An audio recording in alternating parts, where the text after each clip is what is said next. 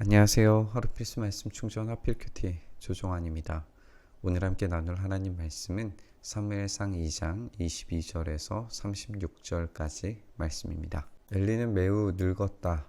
그는 자기 아들들이 모든 이스라엘 사람에게 저지른 온갖 잘못을 상세하게 들었고 회막 어귀에서 일하는 여인들과 동침한다는 소문을 들었다.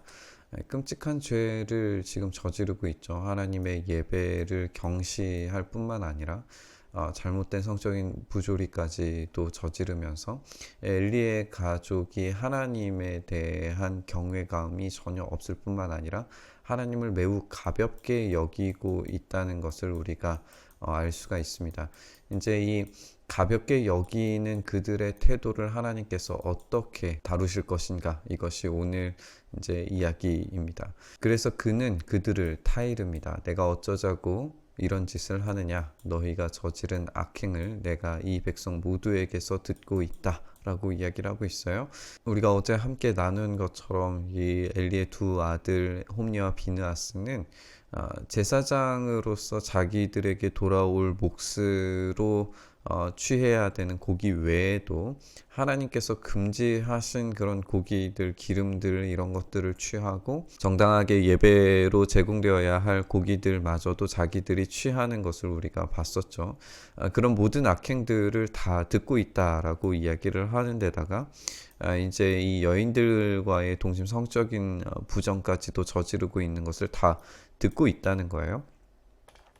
이놈들아 당장 그쳐라. 주님의 백성이 이런 추문으로 옮기는 것을 내가 듣게 되다니 두려운 일이다. 사람끼리 죄를 지으면 하나님이 중재하여 주시겠지만 사람이 주님께 지으면 누가 변호해 주겠느냐라고 이렇게 꾸짖어요. 그런데 이게 참되게 꾸짖는 것인가 우리는 질문을 할 수밖에 없습니다. 왜냐하면 이 엘리를 표현하는 말을 우리가 이제 뒤에서 또 보게 되겠지만 엘리는 이 뚱뚱한 사람으로 표현이 되거든요. 어떻게 해서 뚱뚱하게 되었을까? 결국에 이 아들들이 가지고 오는 제사물들을 엘리도 취했으리라고 하는 그런 이야기를 충분히 예상을 해볼 수가 있는 거죠.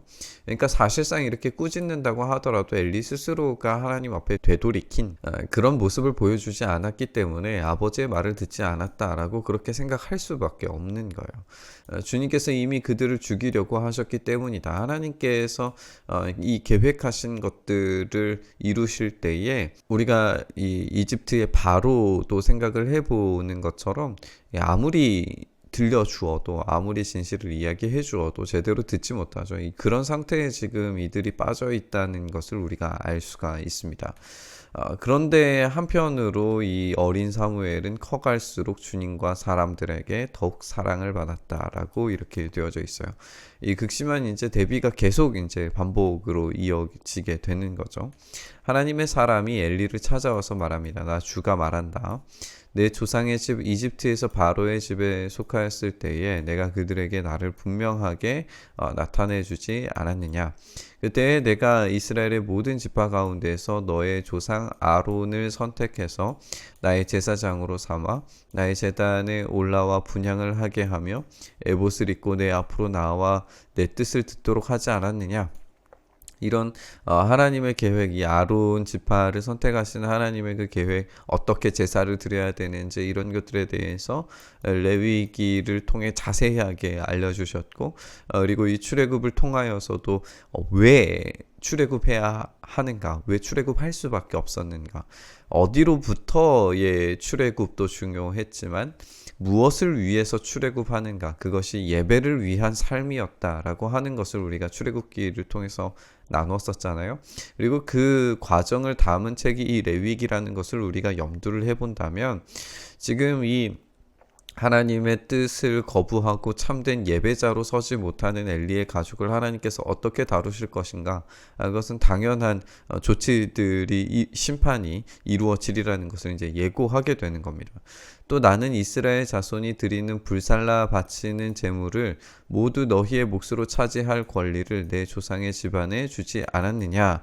그러니까 정해진 제물들을 제사장의 몫으로 다 나누어 주게 되었는데 그 아들들은 하나님을 무시하고 가볍게 여기니까 그런 불살라 바치는 제물을 차지할 권리를 가지고 취할 수 있었음에도 불구하고 그것보다 더해서 취하는 그런 악행을 하나님께 바치는 것마저도 자신의 것으로 삼고 있는 그런 모습을 우리가 보게 되는 거죠.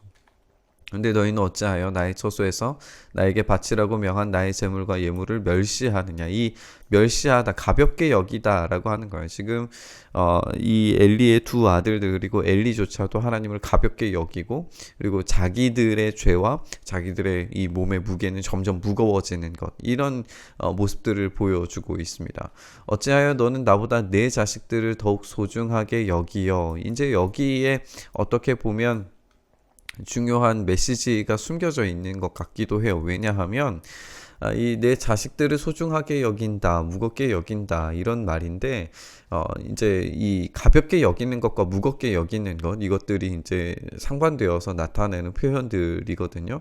그런데 이 자식들을 무겁게 여긴다라고 하는 이 말이 어떻게 보면은 이 우상 숭배가 될 수 있다는 것을 아주 적나라하게 보여주는 모습일 수 있어요. 나 외에 다른 신을 너에게 두지 말아라 라고 그렇게 말씀하셨는데, 하나님을 가볍게 여기면서도 너의 자식들을 더 무겁게 여기는, 하나님을 더 무겁게 여기면서 거룩하신 분에 대한 존중들이 있어야 되는데 그런 것들은 전혀 보이지 않고 자식들을 훈계하고 징계하는 것처럼 보이지만 사실상 자식들을 더 중하게 여겨서 제대로 된 징계를 하지 않았기 때문에 그들이 계속해서 엇나가는 것을 막을 수 없었다라고 하는 거죠. 이것이 이제 우상 숭배의 어떤 한 표본을 보여주는 것이시기도 하다는 걸 우리가 생각해 봤으면 좋겠습니다.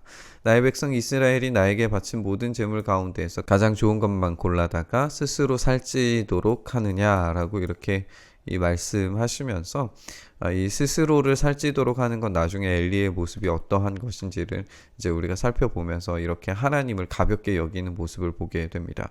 그렇기 때문에 나 주 이스라엘의 하나님이 말한다. 지난날 나는 너의 집과 너의 조상의 집이 제사장 가문을 이루어 언제까지나 나를 섬길 것이라고 분명하게 약속했지만 이제는 더 이상 그렇게 하지 않겠다. 이제는 내가 나를 존중하는 사람만 존중하고 나를 경멸하는 자들은 수치를 당하게 할 것이다. 나 주의 말이다. 우리가 한나의 기도에서도 함께 나눴던 것처럼 낮은 자를 높여주시고 높은 자들을 낮추시는 이런 하나님의 역전의 역사들이 이 엘리 가문에 그대로 이루어지게 될 겁니다. 그래서 존중하는 사람, 그들은 하나님 앞에 바싹 엎드린 자들일 것이고 그들을 하나님께서 높여주실 겁니다.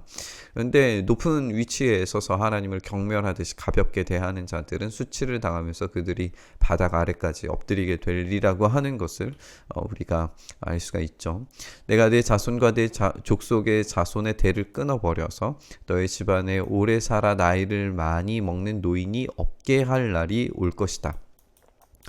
이 당시에 이제 나이 많이 먹은 노인이라고 하는 것은 장로급의 대우를 받기 때문에 그런 나이 많은 노인이 없게 되겠다라고 하는 것은 이 집안의 그런 어른, 그런 리더가 다시는 등장하지 않게 만들겠다라고 하는 저주입니다. 너는 고통을 받으면서 내가 이스라엘의 모든 백성에게 베푸는 복을 시샘하면서 바라볼 것이다. 내 가문에서는 어느 누구도 오래 살지 못할 것이다.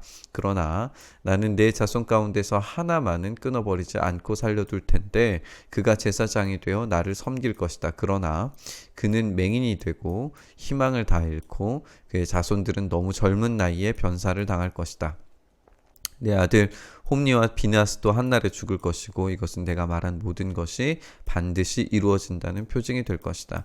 우리가 이 예를 어디에서 이제 찾아볼 수 있는 것은 이제 이 홈리와 비느하스가 한날에 죽게 되는 것, 그리고 그 소식을 듣게 되는 엘리가 그 자리에서 즉사하게 되는 것, 이런 일들을 통하여서 예언들이 이루어지는 걸 우리가 보게 될 겁니다. 나는 나의 마음과 나의 생각을 따라서 행동하는 충실한 제사장을 세우겠다. 내가 그에게 자손을 주고 그들이 언제나 내가 기름 부어 세운 왕 앞에서 제사장 일을 보게 하겠다. 우리가 생각해 보는 것처럼 아직 왕은 나오지 않아요. 등장하지 않죠. 근데 내가 기름 부어 세운 왕 앞에서 제사장 일을 보게 하겠다라고 하는 것으로 보아서 이 1차적인 성취는 물론 사무엘에게서 이루어지게 될 겁니다. 사무엘은 하나님께 사랑받는 아이로 자라가고 있고 이렇게 악을 행하는 제사장 가문과는 전혀 다른 결을 보여주는 하나님의 말씀을 들을 수 있는 그런 자녀로 자라간다는 것을 우리가 알 수 있죠. 이렇게 비교되는 상황 가운데에서 하나님께 충실한 제사장이 세워지는 그런 모습을 발견을 할 수가 있습니다. 그리고 이후에 이 예언적인 말씀은 사독 가문이 어떻게 세워지는가에 대한 그런 성취로 이루어진다고도 생각을 해볼 수도 있겠습니다.